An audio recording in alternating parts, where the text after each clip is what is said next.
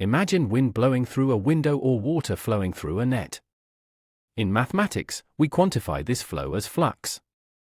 Today, we will learn how to calculate the total amount of a vector field passing through a specific surface using surface integrals. The orientation of the surface matters. If a solar panel is tilted away from the sun, it captures less energy. Surface integrals allow us to calculate this efficiency for any shape, even complex curved surfaces in a fluctuating field. To find the total flux, we break a large surface into tiny, nearly flat pieces called ds. At every piece, we measure how much of the vector field F is pointing directly through the surface in the direction of the normal vector n.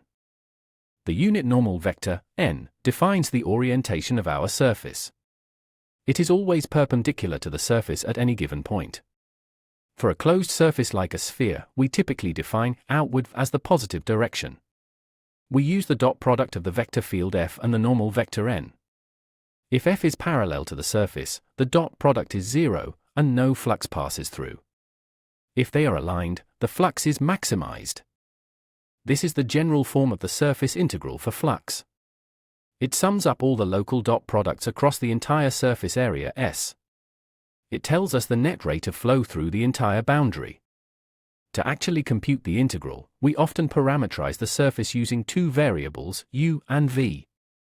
The cross product of the partial derivatives of our position vector gives us the normal vector needed for the calculation. First, we find the dot product of f and n.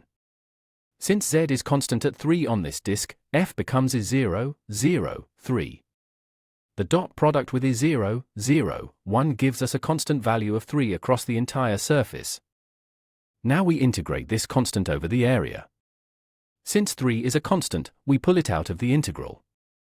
The remaining integral of ds is just the area of the disk, which is pi times radius squared, or 4 pi. Multiplying our constant value of 3 by the area of 4 pi gives us a total flux of 12 pi. This positive result confirms that the field is flowing through the disk in the direction of our chosen normal vector. Now let's look at a curved surface, a hemisphere. Here, the normal vector changes direction at every point. For a unit sphere, the outward normal vector n is actually the same as the position vector x, y, z. We calculate the dot product f dot n. This gives us x squared plus y squared plus z squared.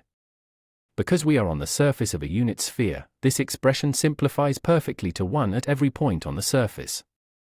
The integral simplifies to finding the surface area of the hemisphere. Since the surface area of a full sphere is 4 pi e arc squared, our hemisphere with radius 1 has an area of 2 pi.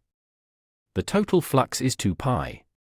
To summarize, identify your field and surface, find the unit normal vector, compute the dot product to see how much field lines align with that normal, and integrate that value over the entire surface area. Think about our dot product rule. If the vector field is tangent to the surface, it never actually crosses through it. Therefore, the dot product with the normal vector is 0, and the total flux is 0. Surface integrals and flux are essential tools in physics, helping us understand everything from electric fields to weather patterns. Mastery of these integrals opens the door to advanced vector calculus. Generated by Vision Solve AI.